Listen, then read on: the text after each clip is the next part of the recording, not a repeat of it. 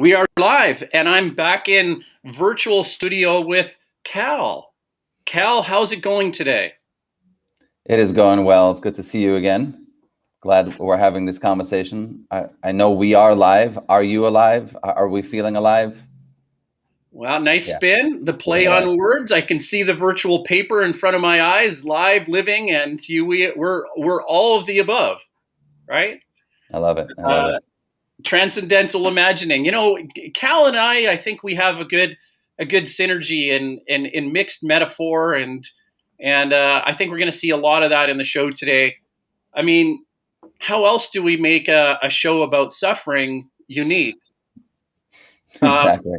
how do we make it engaging? How do we make it inspirational? And I've been contemplating about the words and the language, the usage, the impression that we can have on each other, and that ability that we have to speak, to articulate, to wordcraft is something that's very unique to humans and either assuages or amplifies the suffering. Is that something that resonates with you, Kal?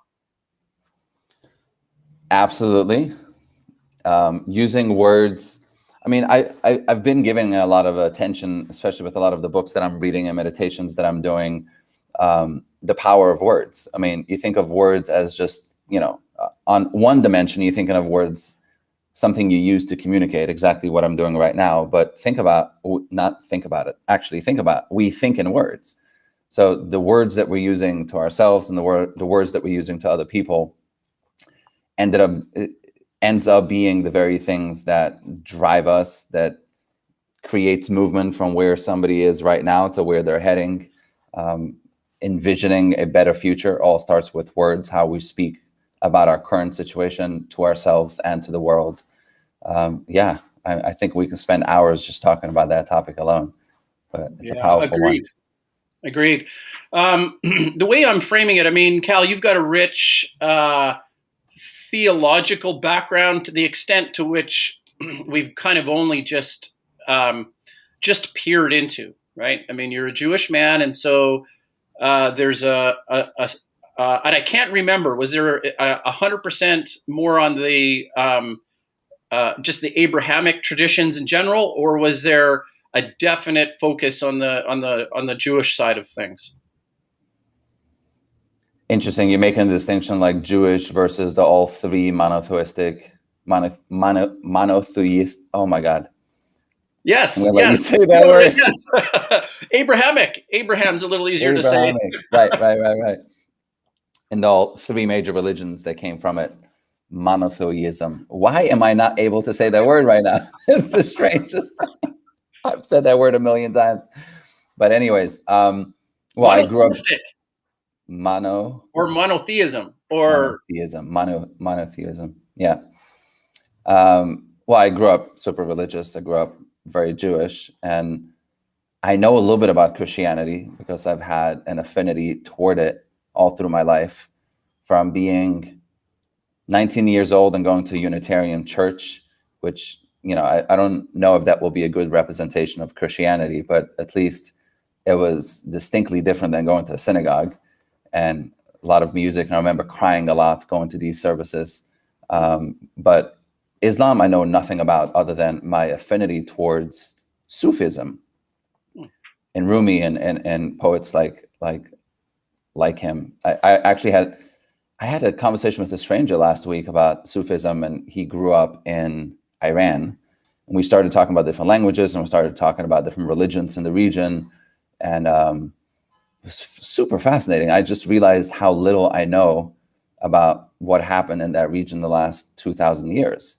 Like, yeah, you can say, okay, Muhammad came about and there it was, his disciple, or maybe it was his nephew, who was going to be the successor, or some believe in Islam. But again, it's a topic I don't even want to pretend that I know what I'm talking about, Right. other than I was fascinated by how little I know. And then, the question that I always had about that particular religion is, you read Sufism and you're like just bewildered in awe and just moved by the majesticness of the human yearning towards wholeness. And then you look at so much of Islam today and you're like, all right, this is even controversial talking about because it's a really hot topic that really affects the entire Western civilization and so on and so forth. But what was your question? Your question is if I grew up with all three religions, or if I had an Well, I was affinity trying to toward one. actually pinpoint between the two, actually, between Christianity and the Jewish Judaism. faith. And the Yeah. reason why I wanted to do that is to say, I mean, is there an exclusion of Christianity? Is there a cultural identity with your Jewish faith? How do you reconcile the two? That's kind of what I mean. To leave, the Muslim tradition out of it, just for for the, and your clarification actually helps too. Yeah. It's such a large question that Okay. I feel like a moral obligation to almost not answer. Because I love that. I mean, there's so many different shades to it. Like our last conversation, if I'm listening to Jordan Peterson and his way of speaking about Christianity, that's one take. And then I listen to gospel music and I start crying. I sob like a little child. And there's certain church music that I listen to that is very descriptive in King of Kings and Jesus Christ. And but again, I've learned to take a lot of the verbiage back to words as, oh, this group of people are using particular words because that's in the context of their scripture, but they're all are saying the same. They're all describing the same prayer of like, what is it to be human and suffering in our human condition, and how is it to start walking on that journey, or start the path of trying to find wholeness, or asking for directions, asking for clarification, asking for clarity, asking for trying to find meaning and purpose. So I listen to the music and I just feel, I think this affinity that I've always had toward trying to make sense of this really bizarre world, and sometimes a very suffering world. But to answer your question, and then here comes the Holocaust again. I think of my grandparents and their entire world and the price that they paid for their belief. And then at the same time, here's a completely bizarre, different direction to take it. I've been watching World War II in color, and it's on Netflix. And I've been spending hours and hours and hours and hours watching these different episodes, and not even one has covered anything about Jews yet. I might be getting to it. And what I loved about watching it so far is that you're getting to see the power dynamics happening in Europe pre-World War I and II. So you get to see the power dynamics, and you get to see like, and here's a bizarre statement I had, and it's going to be it's not a very Jewish statement, which is, so much was happening to the world then that had nothing to do with the Jews. It was like Mussolini was going into Africa and is trying to dominate Egypt, and then who was aligning with who? The Soviet Union initially had a pact with Hitler, and then Hitler broke that. Well, he broke every pact that he had with anyone. But you get to see, oh, there's a lot of people that suffered. Like enormous amount of people that suffered, like that actually got slaughtered and killed, that had nothing to do with the Jewish community per se. Obviously, it doesn't minimize that, but back to religion. Well, I don't know if it's back to religion. I think it's back to suffering. Like even just watching that one documentary, you get to ask yourself, is there an order to the world, or that's just what animals have always done? Human beings are animals. Like I think it brings more questions than answers. Like, remember last time when we spoke, we talked about for a moment this book called Ordinary Men. It's like how fathers and brothers and sons become not concentration camp guards. Yeah. Yeah, it's such to unpack it will take a very long time. I mean, obviously I listen to Jordan Peterson a lot, and a few podcasts that I even listen to this this week, the conversation keeps coming up of like, okay, institutions, people, movements, they're evil, they're bad, this corruption. But where's the point of changing the world? Where's the point of making the world a better place? Where's the point of less suffering? It seems to be that it could only be in the individual. Because otherwise everyone puts the blame on somebody else. So it's like, okay, I have a couple things to throw at you here, and we're coming at this from multiple angles here. But I love how you brought in Jordan Peterson, and I'm wondering, have you seen the video where it's called "Escaping North Korea," where he talks with Naomi Park? Yes. Okay, so that's one we're going to put on the chalkboard. Okay. The other point number two, because I'm going to get you to talk about a few of these. I'm going to throw a few of them up into the mental scape here. The next thing is I'd make kind of a heuristic summary of Christianity versus the Jewish faith as follows. The key difference is Jesus. Okay, to focus on. Now, to me, Jesus is the manifest representation of the ideal man, right? Yes. And so the difference, or one of the aspects of the Jesus narrative is the fact that he's taken on the suffering. So it's through his act of suffering on the cross that says to the Christian, hey, my best friend, the ideal man, has taken on that suffering. So I'm instantly good, instantly redeemed. And that is kind of like the blank slate from which all of the Christian followers get to. That's their starting point. The difference with the Jewish faith is that it's not so presumptuous. It has such a long history of wisdom that almost counterpoints Western philosophy in a way, right? I mean, it emerged from the same time period, even probably, let's just say the same time period as an ancient Greek kind of origin story, right? I mean, yeah. They really kind of formed together.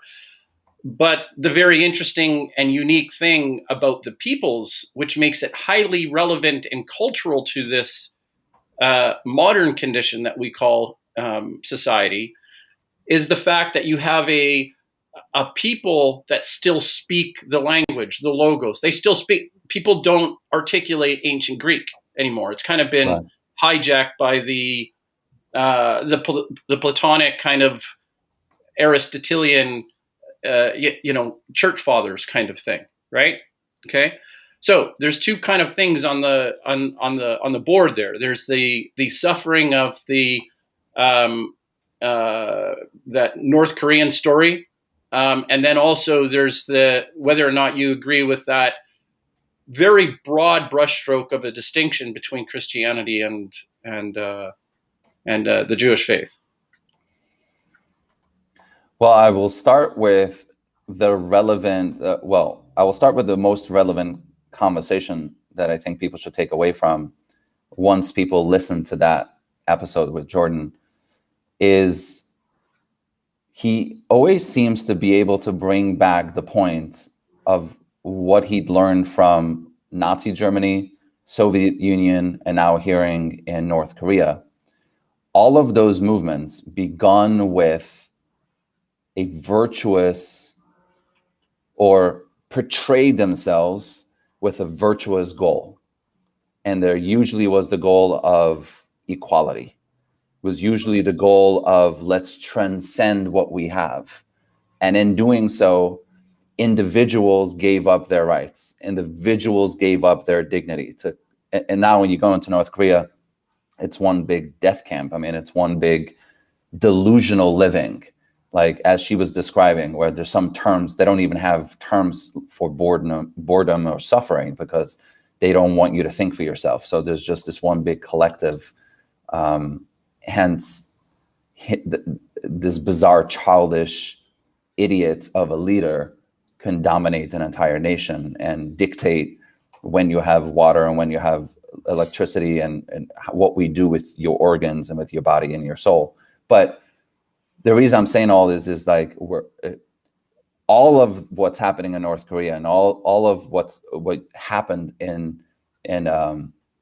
Soviet Union could happen to the United States and could happen to the entire West. Every single day when you have individuals saying something along the lines, oh, that's not applicable to me, that will never happen, or why would I care? That's to somebody else in a different, somewhere else. It was the individuals in the Soviet Union that made possible the tyranny that they experienced. That it's so elusive because the logos or the focal points that makes all the difference seems so minute and seems so irrelevant and seems so not important. It's kind of like, let me just go back to my TV show. Let me just go to work. I got to take my kids to class. And then what you're now seeing in Canada and you're seeing here in the United States is with relationship to critical race theory, you're now seeing more and more Black people showing up and standing up and screaming, being like, how did I possibly get two masters? And how did I take myself off the streets? And how you're talking about oppression? What the hell are you talking about? And you're seeing all these people, parents, counter and standing up for saying, hey, this doesn't make any sense. No, I'm not buying your BS. You're not going to dictate what narrative or the lies that you want me to believe about history. No, this is just not right. If we're looking for equality, we're looking for everyone to be sovereign and everyone to be empowered and everyone to have equal rights, not to punish our great grandparents and punish people today for the sins of a generation or multiple generations back, and so on and so forth.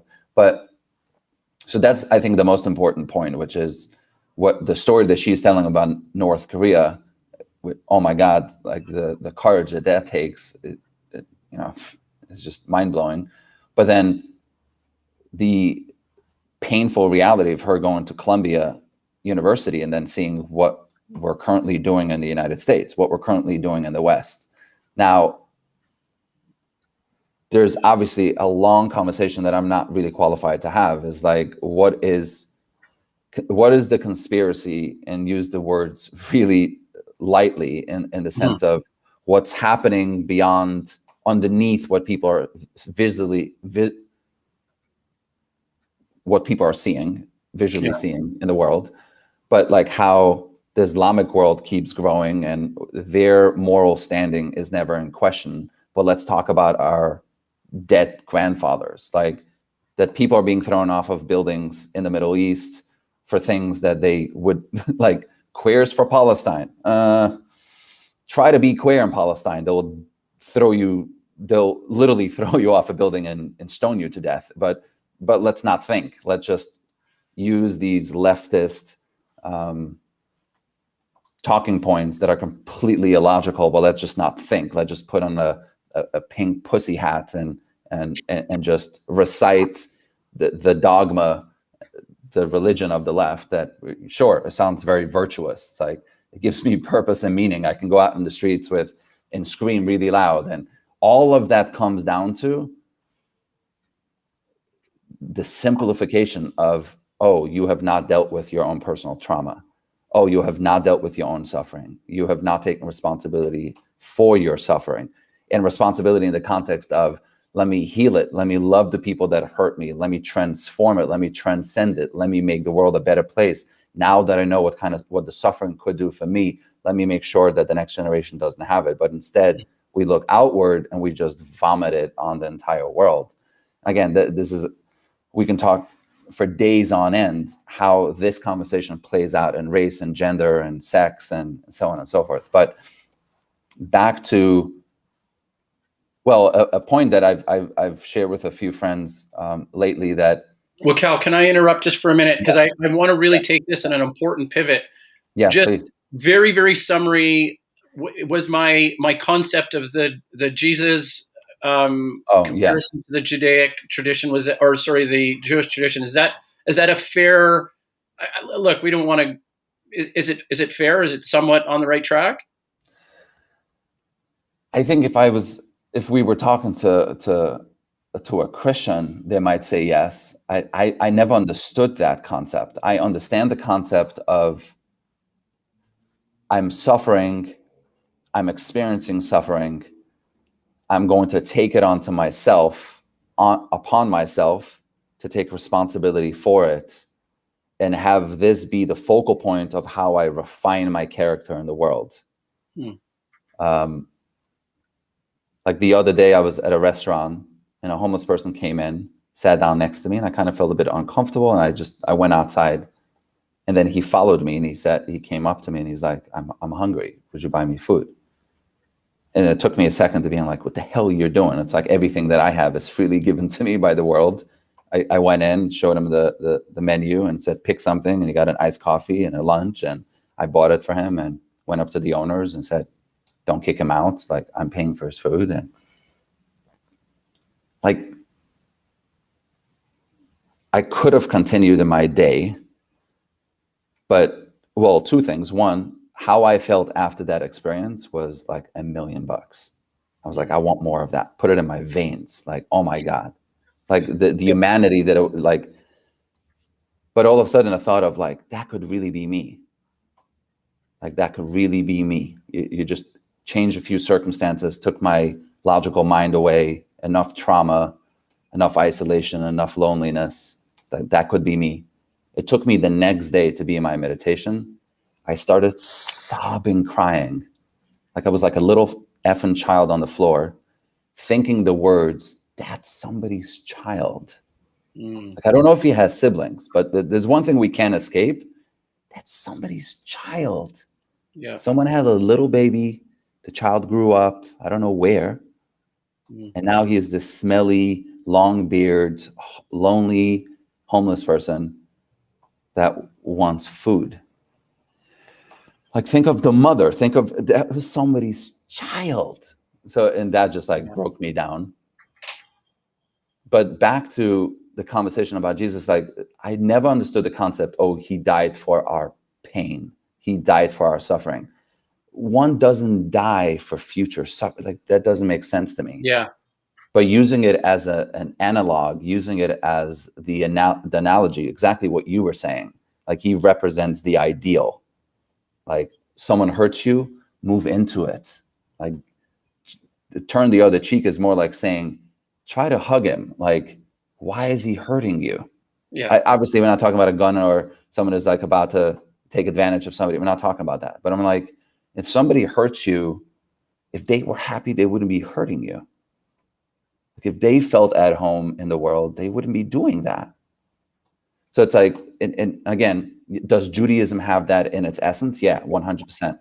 Yeah. And it precedes Christianity. And there's not a lot of concepts in Christianity that isn't in Judaism. But if you're talking about the religion that spread around the world and introduced these ideas to millions and millions of people, like the teachings of the Bible to people that weren't versed with it or weren't familiar with it.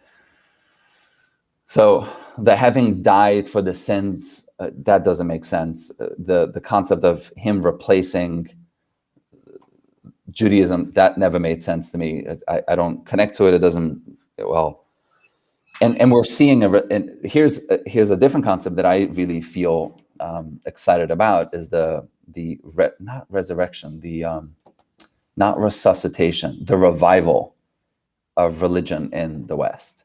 And I think that cannot be overstated. Like you won't see it on CNN, and God, I pray that as an organization, they just vanish from the face of the earth. Individuals, I'm not wishing you bad, go get a job somewhere else. But as an organization, I hope they vanish amongst so many other news entities. But what's that though? What's to be vanished? I wasn't sure about what you're. The entities that espouse leftist, hateful dogma, and their sole purpose is to enslave the people that they can touch with just vile delusion and ideology, I hope they vanish. I have something for you that I think is really, really going to elevate our conversation to the next and tie it together here a bit. Okay. Yes. As you can imagine, I'm the founder of Planksip, and Planksip's a media publication that does that works with academics and thought leaders such as yourself, Kal. So the idea is that I do spend time with academics, and the landscape of academics, especially when it comes from the field of philosophy, is very much entrenched with, and I want to focus here for a minute on Marxist thought. Okay. Now, I agree. I can counterpoint a Marxist theology, a cult, right? I can use these words freely because I think that's where it's manifest to. The issue is that the ideology has penetrated the highest levels of our academic institutions. Okay. Now, I'm not saying that a Marxist thought is not a valid, I guess, like collection of books and wisdom that we can turn to. But there seems to be something more than that in the institution and the derivatives that follow with Marxist thought. So I want to give you. If he wasn't such a miserable human, and if his existence wasn't just plagued by delusion and insanity, do you think he would have written what he wrote? I mean, it's almost like, and you didn't make this assumption, this is just me like going at, many books that I've read about Marxism and his life and his relationship with his kids and to his family and to the community he comes from. What a disease of a human. I mean, it's so strange. It's so strange. Marxism, it's just strange that when I hear you say what you just said, that we give so much credence to him, and I think people do so because it's almost like co-signing your bullshit. It's somebody that you can engage in this like seemingly sophisticated terminology on things, and it ends up being like, you're at fault, I'm not. You have more than me, I'm going to come take it, and then we're just going to make the world look like good and bad, the oppressor. It's like, did Marx never think about what happens the second after the ones that were oppressed, when they become equals, or if they become the oppressor? Like, how come that's like the conversation is always taken, like the conversation is always when it's here, but you're always making the effort to come up here. But then what happens what happens the day after you've accomplished what you've tried to accomplish? Do you annihilate the rest of the world? You're like, yeah, there was no future plan for it. And right. There was nothing. Well, I want to bring a point here because I'm about to say something that I'm not going to name names, but it's something that has floored me. Okay. And it's about this interview with Naomi, I think her name is, and Jordan Peterson. So that video, more than any other video that I can imagine that I've watched or remembered that I've watched on YouTube, affected me more. I was captivated for 2 hours. Wow. Captivated. Okay. So I have a friend who I said, why don't you watch this? Okay. Now, first of all, the fact that it was on a Jordan Peterson show meant that Jordan Peterson is not a real academic. He's laughable. Why is he so popular? There's all these kinds of things that come into their interpretation, right? I'm filling in the idea. This is a very smart person, but I'm not naming names. If he watches it, I'm bringing this point up because it baffles me. It really baffles me because he and people like him are amazingly smart, top level academics that have a similar kind of. By the way, being smart means nothing to this conversation. Like having the conversation about morals, like there were insanely smart people at every administration that slaughtered millions of people. Like intelligence isn't the factor here. But I get that, but like there is part of me that thinks that I do advocate for a meritocracy. I don't. I want to back up from that. it's a striving that I want to learn more. I don't want to be ignorant. And then the people that I look up to in the institutions that have higher level education, I'm floored and puzzled. My brows are like, what? What am I hearing here? Well, maybe because what you're striving for is truth, Right. or your if you're looking at the hierarchy of importance, isn't intelligence or logic or calculation. It's a level of truth. You tell me, is it truth or is it functionality? I would say it's an entire well-balanced type of thing, right? I mean, I don't want to give up any logical sequence, but I don't want to give an inch of morality for that exchange either. Otherwise it's not a perfectible ideal, right? I'm at heart a Platonic romantic, really, right? Mm-hmm. Right. But here's a point that I want to really, really focus on. And it was on something that he, who I'm going to say remains nameless, is that he said that Naomi, and I don't think I'm saying her name right, is like a scapegoat for the conservatives or the right-wing capitalists that just want to dominate and I'm like, what? Right? So it's like before he would even watch the show, before he would give any kind of acknowledgement to her painful observation of Colombia and the leftist lunacy that she characterized this as, she was defeated. But those were the same people that sat in boardrooms in New York City while the Holocaust was happening, who were like admiring Mussolini. It's like, it's the same left. It's the same godless, immoral, delusional human beings. Like, I mean, who built Soviet Union? I mean, who supported them? Who gave, as they were slaughtering millions of their own people, it was the left in the United States that were in bed with them. So the left comes from what so deep. So the left comes from what you're saying as an idealized, fictionalized, virtue signaling, guys, of course this is the way we want to go. And this is what we're seeing right now. It's like, I would say the left is here's a term that completely doesn't come from politics and it doesn't come from religion. It came from some San Francisco transformational organization that I was involved. The left is the embodiment of the toxic mimic of truth. Oh. Look at it. Look at every shade.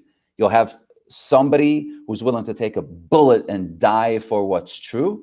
And then there's somebody who's like, let me run around Washington, D.C. with a bunch of signs and make a lot of noise. Like, one is morally right and courageous, and the other is pretending and convincing everyone else that that's the currency of righteousness and the currency of courage. One is courageous in Iraq, goes into a family, saves a little child, feeds a person on the street, kills somebody who's going to murder hundreds of other people. And for the left, he's a murderer, and there's no moral distinction, right. They just use it for a narrative. They use it for an argument. And now all of a sudden, killing a mass murder and killing an innocent person is one and the same if it suits their narrative. Like, Stalin can slaughter hundreds of millions of people and you won't even talk about it. Let's talk about Israel firing rockets at people that just burned their entire crop 10 minutes ago next to Gaza. Like, let's not look at that. Let's not look at fact. Let's not look at reality. Let's just put on every headline, Israel attacks Gaza again. Or let's not look at the children that Hamas used as shields. Let's not look at their military base was on top of a hospital or on top of a school. No, out of context. It's like, let's just use it as narrative. Like, the toxic mimic of truth. Wow. Okay, so I think you're on to something very powerful, and I think what the Jordan Peterson the Jordan Peterson starting point is to say, I'm not giving an inch of that, and I'm calling bullshit all the way. Is basically what he's trying to do, and he's willing to stake his life on it. And all the people that he's interviewing, and we're seeing. That's why I'm saying I'm optimistic about the revival, because I think as we're seeing a religious tone come to the world, as people are standing up for what's truth, and where people are standing up for their rights, and people are standing up for just what you're saying doesn't even make sense. I'm going to trust my guts. And all of that came through COVID-19. All that happened through 2020 and the mandates and so on and so forth, where what people took for granted is now literally in their face. It's like, if you don't speak and you're if you're at a school board meeting and there's news and you chose not to stand up versus standing up, and millions of people will watch that, like, individual voices are now clearly being demonstrated that their voice matters. Now, in a time when everyone can speak, now all of a sudden you see a courageous Black man screaming about, like, what the hell are you doing? I thought it was about the content of our character rather than the color of our skin. Now all of a sudden other people look up to him and go, if he can say that, I can say that. Yes, of course, there's oppression. Oppression has always existed, and we always have to strive to do better. Whining about shit that doesn't matter is not going to help. Blaming the wrong people is not going to help. Making a bunch of noise and not taking action is not going to help. Oh, you think there's still oppression? Well, how do you want to be a part of the solution? Our country is always, the West has always been about refining itself more and more and more as we progress. So it's like, now progress is not progress, it's regressing. But again, virtue signaling is literally the world of the toxic mimic. And you can see it at every congresswoman, every congressman. Like, just look at the left and you'll find Cal, it. you've done a perfect little clip. I have to make a note. I don't spend a lot of time going back to the videos and cutting things out, but the concept of mimesis being the toxic origin of the left. Boom! It's like highlight clip there from Cal. I want to do an exercise for you on this. I want to do an exercise for you on this. Okay, hold your fingers out like this. Okay, so like a gun. Okay, perfect. Now point that at the audience. Now, we're not pointing a gun at what we're doing is we're accusing somebody of something, right? We're not shooting anybody here. Right. You're like pointing? Yeah, pointing. I guess the thumb doesn't have to go up because you're not hitchhiking, right? But what but the point is, and I always love this, I tell my young kids this, I say, when you accuse somebody of something and you're pointing the finger at them figuratively, or you have three more fingers that are coming back at you. Yeah. Right? Yeah. See the way your hands are, there's three fingers that are like, what can I do? Maybe this was something that I could fix. Maybe there's something within my power, right? Go through that first before you position yourself as the victim. Absolutely. 100%. And so, there's heuristics out there that can really help transmit that wisdom to young people, but and adults too, that still live within a young mentality. It's like, come on, guys, come on. You're not a victim. You live in the most privileged, rich, decadent time of our entire existence. If you think, I'll bring up Steven Pinker's book about the prosperity that we're actually living in right now, right? And I think it was the better angels of our being or something like this book from Steven Pinker, right? Or the better angels of our nature or something, by right? nature, right? Yeah, and it's like we're living in the most prosperous time right now. I mean, even amongst COVID, the fact that we can all kind of like take a year off. But it's the reference point. It's the reference point. What are we comparing it to? I always make that joke. It's like, hey, Antifa, how about we send you to North Korea for a month, maybe 6 months? They'll be a bit better. The country will be a lot better.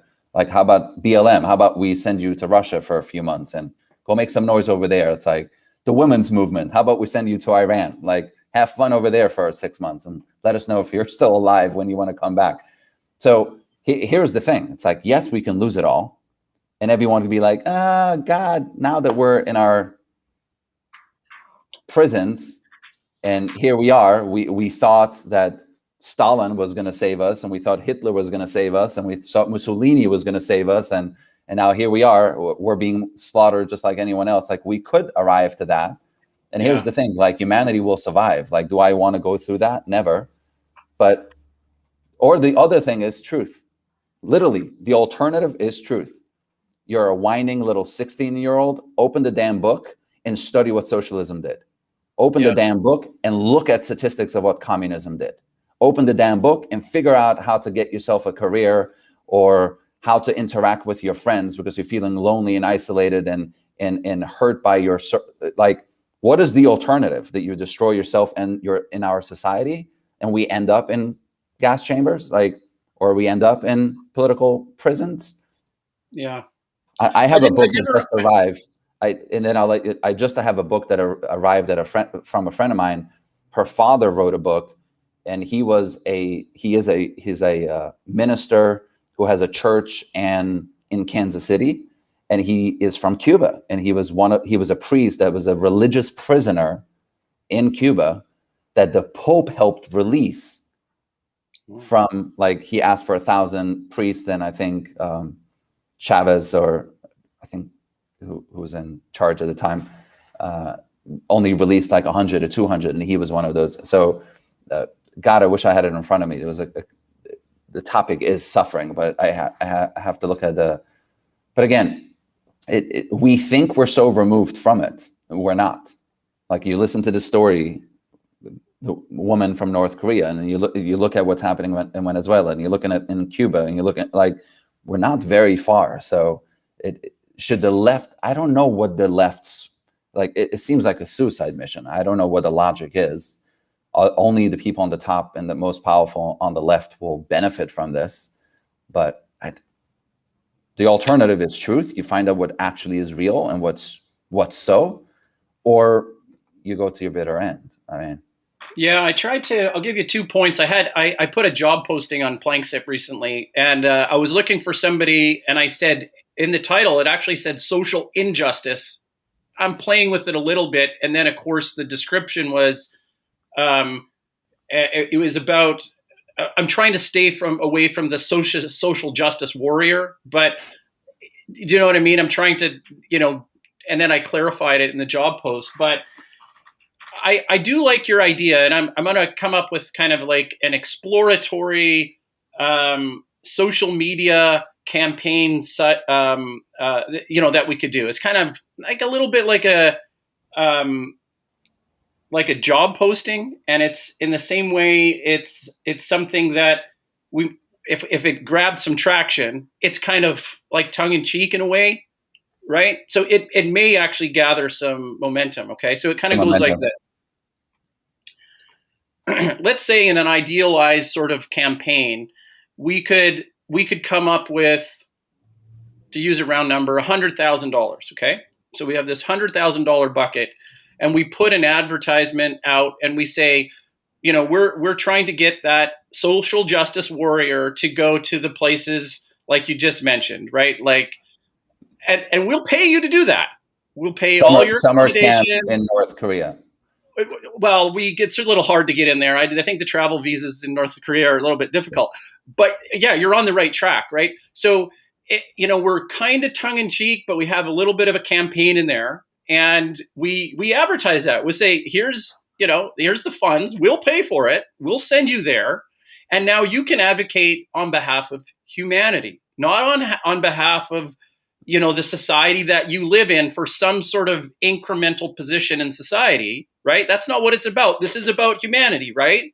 You're advocating for women's rights everywhere. So let's send you, let's send you to Africa where they actually still have slaves. You want reparation? Okay. How about you go help the ones that are currently enslaved? Exactly. So we're hiring for that position, and we'll actually look for social justice warriors. So warriors wanted, you can see how it would be kind of, could be kind of catchy, right? Right. No, I don't know. Like you kind of think about, like, what is it that makes something, like, how do you counteract the lunacy of it? Well, you have two things. You have one thing of, like, Jordan diagnosed it really well, and he talked about, like, we just don't, in a world devoid of meaning and purpose, people look for an adventure, right? That will give them purpose and meaning, and that's what's happening. But here's an experience that I wanted to recount. So I was at an AA meeting a while ago. I go to meetings all the time. I'm in recovery. If no one knows, now you know. Yeah, there might be an issue with my anonymity, but I usually share that with people very openly so people can reach out to me.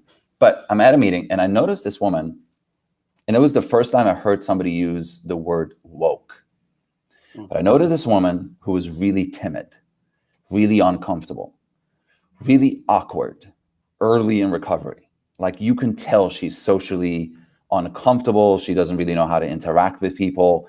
And you can see it as like, oh, poor girl. But like, just look at it from like a bit higher view from a psychological standpoint. Like she's not well adjusted to society. Okay, granted, maybe alcohol abuse, maybe drug abuse, maybe addiction, maybe trauma, whatever.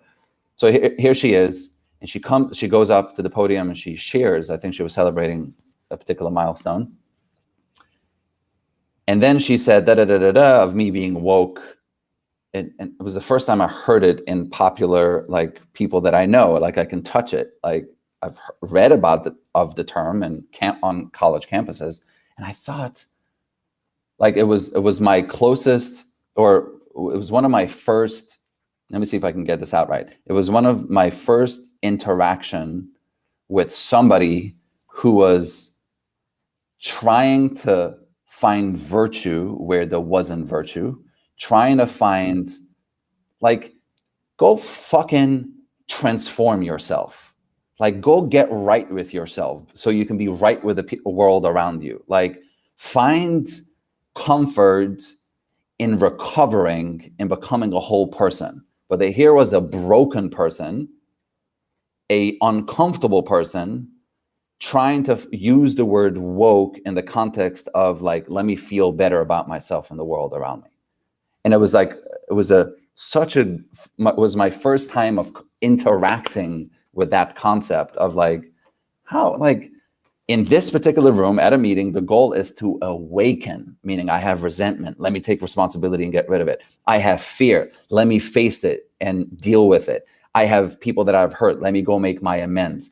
I feel uncomfortable in the world. Let me do a prayer and get right with that inner voice within. Like, but that is the contrast. You can become awake or you can go woke. Like, woke will be the virtue signaling, toxic mimic, pretending. Let me take a spiritual concept and just never do the internal work. Let me just wear it as like a mask of like, look at me, I am kind. Like, go fuck yourself. Like, kindness is a byproduct of being in a particular way in the world that is not ego driven. It isn't self-pompous, like proclamations. Like, one is like, I'll take a bullet for my brother. And the other is like, let me scream. Well, it's something they're positioning themselves as an essence of that person's name, their identity, and saying, I am an amazing person. I mean, okay, why? Why are you an amazing person? Right. I am a beautiful person. I am heartfelt. I am beautiful just the way I am. Unfortunately, I've got a lot of like baggage or a lot of victimness that's being projected onto me. I can see that now, right? And it's like, what? Yeah, I get that. It's just like a stumbling block. It's a complete stumbling block of like, it seems like it's empowering somebody with identity, but it's empowering somebody with a vacuous identity of nothingness. And you have to keep feeding it. Yeah. You have to stay victimized. You have to stay hollow, and you have to keep being like, okay, where is there more oppression? There comes intersectionality. It's like, well, intersectionality was like an introduction to this stupidity. Now you don't even hear intersectionality anymore because we're now at full ablaze. Like, the woke culture, the supremacy of the woke culture is so in your face. Oh my God. We're living some interesting times. Hence my gratitude and my excitement and my enthusiasm for the revivalness happening in our culture. Not only from a political standpoint, but from a religious standpoint. I mean, like, at this point, I will not be opposed to this country being what it was meant to be when it was first founded, where its foundation is the why, when I try to have the right words come out, oh my God, It's the second time this has happened. I'm going to go start taking my supplements or something. Pluralism? Pluralism. The idea of like when we were first deciding, is this going to be a Christian country? And the idea of like, no, let's have diversity of thought. Let's actually have a place where people can freely practice multiple and various different religions, which does not include the oppression of it. Like free speech does not include hate speech. It's just like, no, the freedom to be free doesn't mean you get to be free to slaughter people. It's like, no, it still has to be, the bedrock of it has to be a moral stance. And I know that's hours of conversations that we could have of like, what is some of the best of Western civilization, and what do we mean when we talk about Western civilization and talking about sovereignty and but yeah, it's I would not be opposed to coming back to those original principles and have more religion in our country, even though I might not agree per se with your religious views. But at least now we're coming to a place where I know that if your stance is based on morality, and if your stance is based on principle, I'm more safe in your home than some woke. I mean, the president of the United States is now encouraging people to snitch on each other. You're like, who are you to decide? I mean, we're going down a very slippery slope, but we're also having people that are fighting back. So it will be very interesting to see what plays itself out. Let's imagine this future North America, because I'm Canadian, you're American, right? But I'm not so bullish, I guess, on the religious institutions. But you got to hear me out here. But at the same point, I'm 100% for a virtue ethic.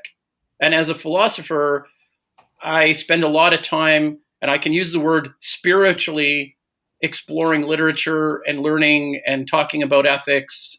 But here's a place where you can actually argue against me. So would you say that the age of enlightenment rendered our society to where we are right now from a woke standpoint? Or would you say I'm completely wrong in that assertion?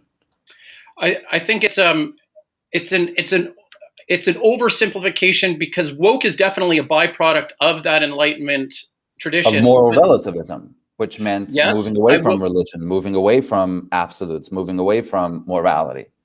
No? Yes, I will agree with that, but we don't, this truism of throwing the baby out with the bathwater, right? Okay. There was an oppressive dimension of religious thought, or religion and religious thought, pre-Enlightenment, that we fought hard to distance ourselves from. Right. So one of the things about the future is that it resembles the past, but doesn't have to mimic the past.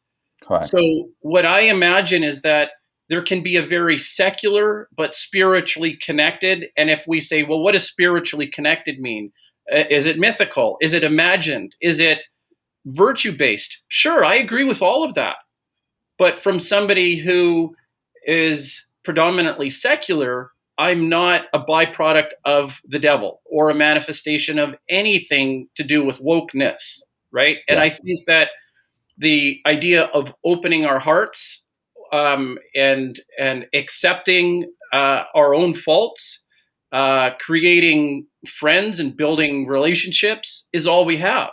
And so, but arguably those are, and I don't think you will argue with that. Like we get that from religion: self-reflection, self-analysis, self-contemplation, self-actualization. If you don't have a moral ethic, right, and you don't get a moral ethic without religion, it all collapses. What you're saying is that you can uphold, I mean, at some point you arrive at this question, right?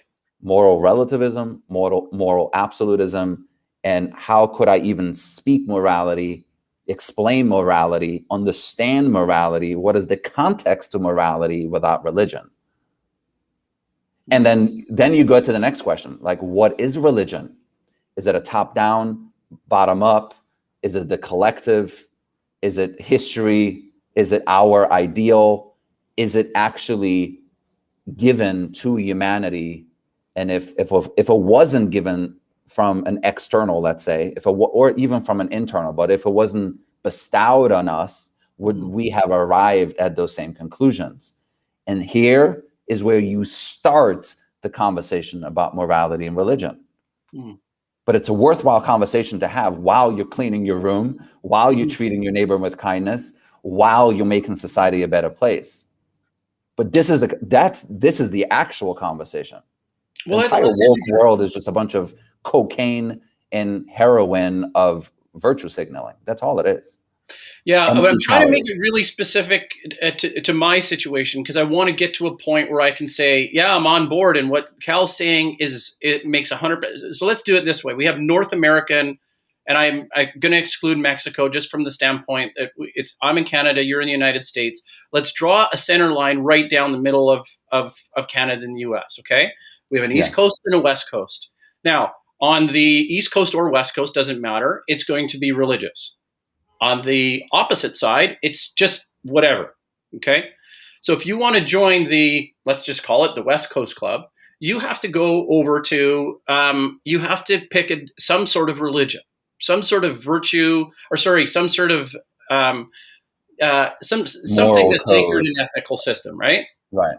Okay, so we know that we already know that it's going to be of a Jewish faith, and there's a ton of Christians out there, and, so on and so forth. So there's going to be already an exodus, basically, from the New Yorkers a lot of them are all going to go to the West, right, to California, which seems a little odd since how it's turning into a desert. But so anyways, we've got this. Now, I'm still stuck on the East Coast going, wait a minute, the only way I get over there is that I have to say, and I have to go, oh, okay, well, what religion? I mean, I was born into a Christian reality. My mom took me to a Unitarian kind of tradition church, right? So I would like you and your family, you grew up with a religious presupposition of worldview. Yeah, and like Jordan said, the North America, and even Shapiro will say, like, you can't the West that. Okay, you have this already, right? You have a Christian sort of like substrate. And that's even coming from an Orthodox Jew. And I'm talking about, Shapiro here, right? So, I mean, it would say like Judaic Christian. Yeah, Judaic Christian. Yeah. And so what I'm saying is that I'm going, wait a minute, I'm not allowed in that club yet because I haven't said the I believe words. Is that like there's something holding me back? And it's like, I think I'm good the way I am. So what is the question? Like, right? if I was running that camp, would I not let you in because you haven't proclaimed, do you believe? Well, no, I wouldn't do that. That would be like back in the dark ages, like not giving you the freedom to not believe. But you would have to say, you'd have to participate in this and know that, you can show up for, Jewish ceremonies and, participate. No, I would say you don't need to do anything. You just need to not I could, though, couldn't I? Infringe. Yeah, of course you could. Exactly. I'm saying like the only thing you can do is infringe on my right to do that. Oh, I wouldn't want to do that. Yeah. Why wouldn't I want you to experience more family, more community, more love, more togetherness, more cooperation, more? I mean, again, that was the premise of our country. Yes, right. Where did we go wrong? You don't like this country? Get the hell out of here. Like, go live in Afghanistan. Okay. It's like, hence our campaign. Go, leave. Yes. Yeah. So why is it tricky? Like, why are people not getting that it's just because you advocate for religious values and religious freedom, you're not. I think we are arriving at a conversation that is so conspiratorial, which is like, they actually want to see us destroyed. Right. Like, they actually want us not to practice the way we practice and believe the way we believe. And you can make an argument, and this is a new thought that I'm having, and Jordan is having the same conversations, but I'm newly considering it, and it will sound like this. You are so unwilling to look at your own shit that you would rather see your neighbor's house burned to the ground because they're living a good life. So rather than you figuring out how to have a better life, you would rather destroy their home. And I think that sums up the entire left. Yeah. It's just, how else do you explain it? How else do you explain what they're doing if it wasn't like actually sinister? Like, and there is a have whatever biological genital you want to have, like, hallelujah, like have as many to do what you want with it, your body. Yeah. But why would you tell me what words to use and what not to use, and what's acceptable to ask questions about, and what is acceptable to do research on? And like, I'm literally now, I just started reading the book, The End of Gender. I'll tell you in a second. I'm fascinated by it. It is called, The End of Gender. And it's fascinating. I recommend it.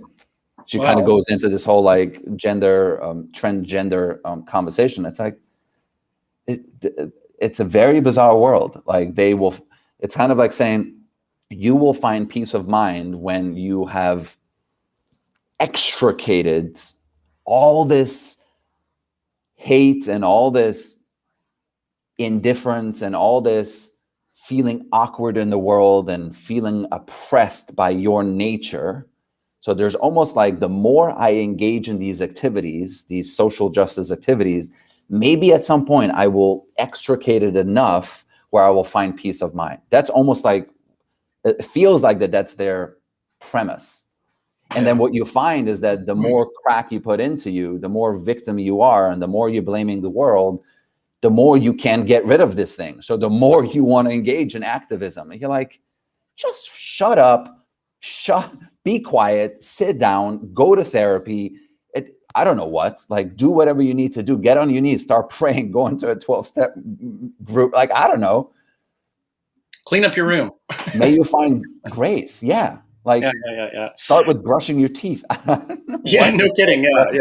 Stop imposing your idiocy on other people. It's like, why is that not logic?